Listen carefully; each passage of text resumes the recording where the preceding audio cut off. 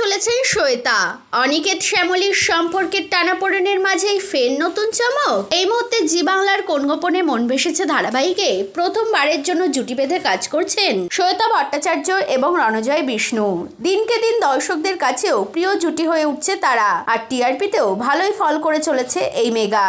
সম্প্রতি চ্যানেলের তরফ থেকে একটি নতুন প্রোমো সামনে এসেছে, যেখানে দেখা যাচ্ছে ছদ্মবেশে শত্রুর মুখোশ খুলতে একটা গ্রামের মেলায় বৈষ্ণব বেশে এসেছে দুজনে। কিন্তু শত্রুর মোকাবিলা করার আগেই হঠাৎ মাথা ঘুরে পড়ে যায় শ্যামলী। তড়িঘড়ি তাকে গ্রামের একটা বাড়িতেই নিয়ে ওঠে অনিকেত। এরপর চিকিৎসক শ্যামলীকে দেখে জানায় সে অন্তঃসত্ত্বা, যা শুনে আনন্দে আত্মহারা অনিকেত। কিন্তু স্ত্রী আর সন্তানকে সুরক্ষিত রাখতে গেলে যত শীঘ্র সম্ভব এই বিপজ্জনক জায়গা থেকে বেরোতে হবে। কিন্তু সেখান থেকে বেরোনোর আগেই অনিকেতের মাথায় আঘাত করে কেউ, আর তার চিৎকার শুনে শ্যামলীর বুক ভয়ে কেঁপে ওঠে।